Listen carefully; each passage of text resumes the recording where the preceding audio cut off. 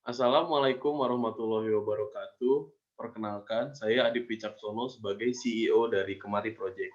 Di sini saya akan memperkenalkan teman-teman saya.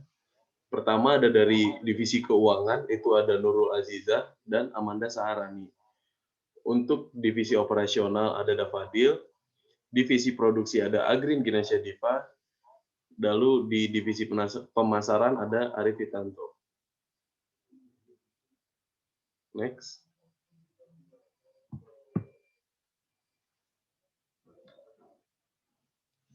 Pada presentasi hari ini, saya akan menjelaskan tentang business profile, market, development, organization, financing, dan marketing.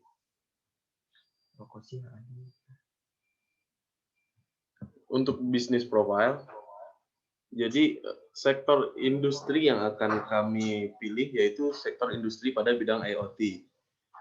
Yang menginspirasi kami untuk membuat proyek ini adalah dikarenakan banyaknya kasus kehilangan motor yang diakibatkan karena kurangnya keamanan dari pemilik. Maka dari itu, kelompok kami bergerak untuk membuat keamanan motor anti pencuri atau yang disingkat adalah Kemari. Nah, untuk customer profile yang kami tuju yaitu pengendara sepeda motor. Karena pengguna sepeda motor selalu bertambah setiap tahun berbanding lurus dengan maraknya pencurian. Hal ini tentunya harus diperhatikan secara khusus untuk meningkatkan keamanan sepeda motor serta dapat menekan angka pencurian sepeda motor di Indonesia. Next. Untuk produk yang akan kami jual, itu adalah sebuah sistem keamanan pada kendaraan roda 2, di mana sistem tersebut akan melindungi dari ancaman pencurian kendaraan bermotor. Nah, untuk keunggulan dari produk kami, yaitu ketika terjadi pergerakan melewati radius yang telah ditentukan pada alat Kemari, maka sistem akan mengirimkan notifikasi melalui aplikasi yang dapat diunduh pada telepon genggam. Next.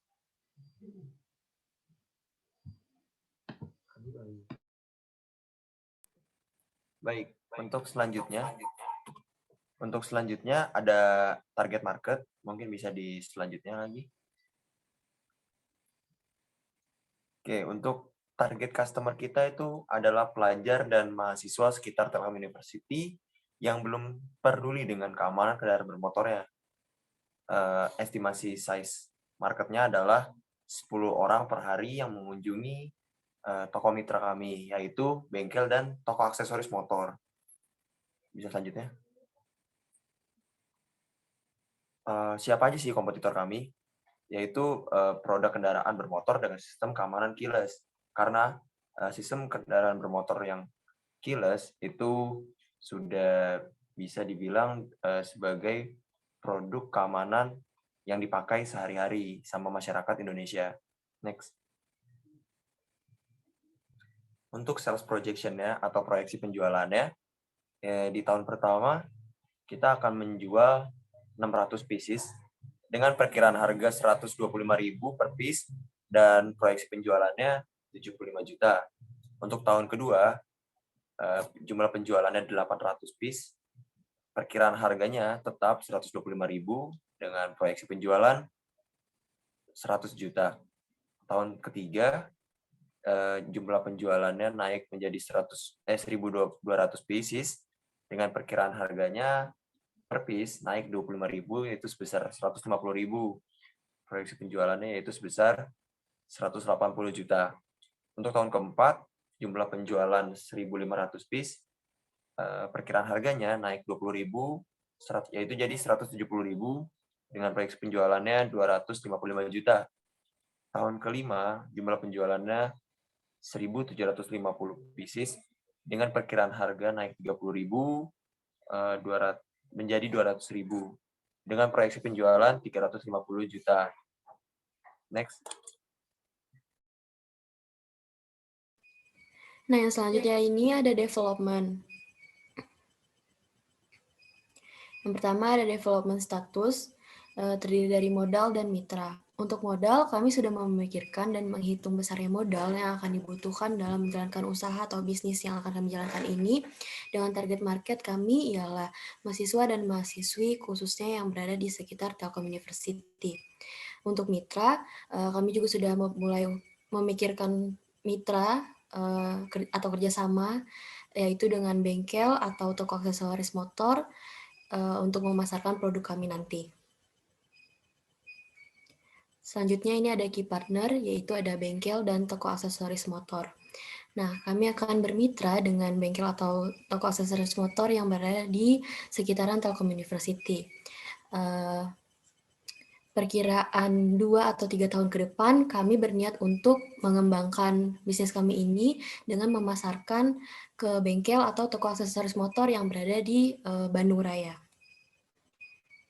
Selanjutnya yaitu ada production process. Yang pertama ini ada survei alat dan bahan. Yang kedua ada perakitan perangkat atau alat. Yang ketiga ada pemasangan perangkat pada motor. Dan yang terakhir ada kalibrasi perangkat atau alat. Nah, yang selanjutnya ini ada key activities. Yang pertama ada proses produksi. Dalam artian kami akan memaksimalkan proses dalam pembuatan alat yang sudah kami rencanakan. Yang kedua ada evaluasi perangkat atau alat, dan yang terakhir ada promosi. Kami akan meningkatkan promosi dengan cara bekerja sama dengan bengkel dan memanfaatkan sosial media yang sekarang sedang marak. Selanjutnya yaitu ada expense and capital requirements. Untuk rincian modal awal, yang pertama ada alat dan bahan. Kurang lebih nominalnya yaitu 5 juta per tahun. Yang kedua ada jasa pembuatan alat, nominalnya sebesar 15 juta per tahun. Selanjutnya ada stiker logo usaha, nominal sebesar 1 juta per tahun. Yang keempat ada marketing, nominal sebesar 1.500.000 per tahun. Dan yang kelima itu ada packaging termasuk kardus dan bubble wrap sebesar 900.000 per tahun. Dan yang terakhir yaitu biaya tak terduga sebesar 1 juta per tahun. Nah, untuk total per tahunnya diperkirakan sebesar 24.400.000 jika kedepannya kami melanjutkan selama 5 tahun, diperkirakan kurang lebih nominal menjadi 122 juta.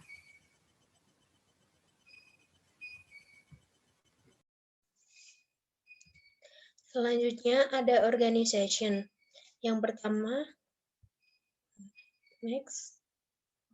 Yang pertama ada CEO. Di sini CEO-nya Adi Wicaksono, yaitu bertugas untuk mengatur seluruh progres perusahaan, menciptakan jaringan bisnis, mengembangkan sumber daya manusia dalam perusahaan. Yang kedua ada keuangan, yaitu ada Nurul Aziza dan Amanda Sarani, yaitu bertugas mengatur segala urusan keuangan. Nah, di mana Nurul Aziza sebagai pengeluaran dan Amanda Sarani sebagai pemasukan. Yang selanjutnya ada produksi, yaitu Agrin Ginasya Diva. Bertugas merancang dan pengorganisasiran jadwal produksi, menentukan standar kontrol dan kualitas, mengawasi proses produksi.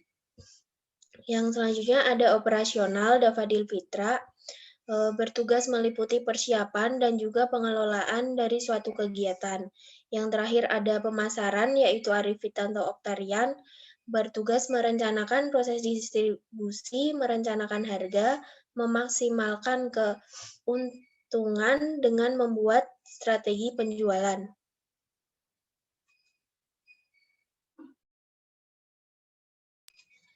Selanjutnya untuk bagian financing-nya.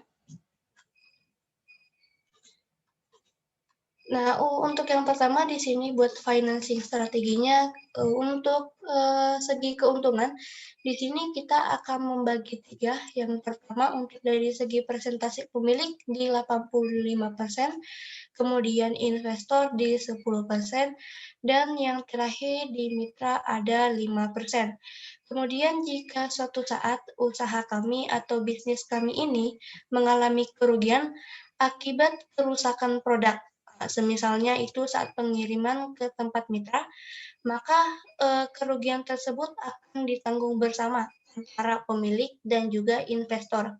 Namun ketika adanya kerusakan barang akibat kelalaian kami sendiri, maka kerugian akan 100% ditanggung oleh pemilik. Nah, selanjutnya untuk cash flow kami ini untuk 5 tahun ke depan, yang mana di tahun pertama kami berharap pemasukan kami itu di 75 juta, dengan pengeluaran itu di 24,4 juta. Sehingga saldo akhir kami untuk tahun pertama ini 50,6 juta. Kemudian untuk tahun kedua, kami berharap pemasukan kami itu semakin meningkat, yaitu di angka 100 juta, dengan pengeluaran juga pasti semakin meningkat karena adanya evaluasi di setiap tahunnya, yaitu di 25,5 juta.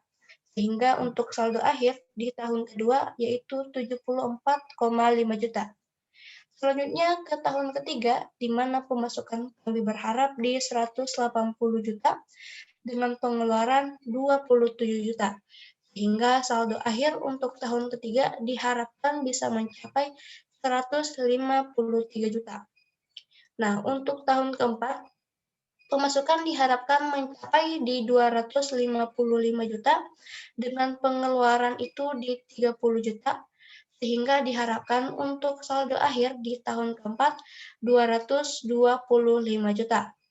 Selanjutnya untuk tahun terakhir di tahun kelima, pemasukan di angka 350 juta dengan pengeluaran sebesar 33,5 juta. Sehingga untuk saldo akhir diharapkan di tahun kelima di angka 316,5 juta.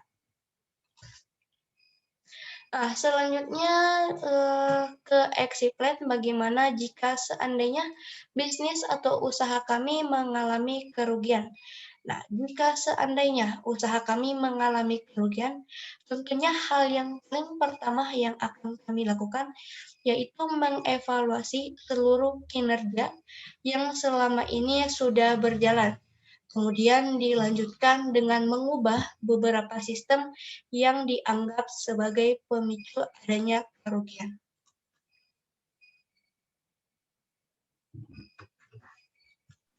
Oke, kita lanjut ke bagian marketing.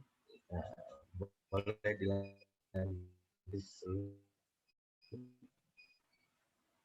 Nah, di sini kita membahas tentang marketing plan.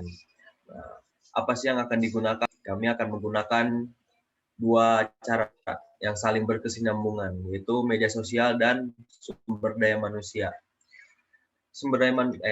Media sosial menggunakan fitur seperti Instagram Story dan media sosial lainnya yang membutuhkan sumber daya manusia yang banyak dan mitra yang ada. Jadi sumber dayanya ini harus memiliki media sosial yang bisa untuk membantu menyebarluaskan tentang produk yang kami jual ini. Boleh dilanjut.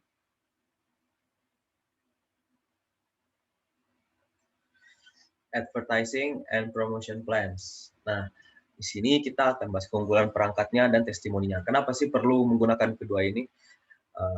Yang paling pertama itu untuk mencari ketertarikan konsumen itu dari mana sih? Dari keunggulan perangkat yang kami jual. Jadi kayak misalkan nanti kita akan kasih tahu apa sih keunggulan-keunggulannya. Dan juga untuk meningkatkan kepercayaan konsumen kita membutuhkan testimoni. Boleh kita langsung ke ininya selanjutnya. Nah, di sini kita bisa membahas tentang yang kayak tadi tuh, kayak kelebihannya apa sih? Nah, yang pertama itu lebih aman. Jadi produk kita ini menggunakan sistem alarm yang menarik perhatian ketika terjadi pemindahan kendaraan yang tidak diinginkan. Dan juga produk kami ini lebih mudah. Kenapa sih? Karena produk kami menggunakan internet dan telepon genggam yang dimiliki banyak masyarakat. Jadi benar-benar mempermudah masyarakat untuk meningkatkan keamanan dari kendaraannya masing-masing, seperti itu.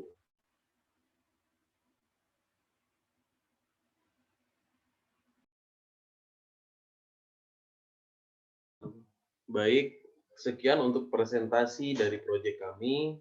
Mudah-mudahan investor-investor ini tertarik. Mohon maaf apabila ada kesalahan dari teman-teman saya. Saya sebagai CEO izin pamit undur diri. Wassalamualaikum warahmatullahi wabarakatuh.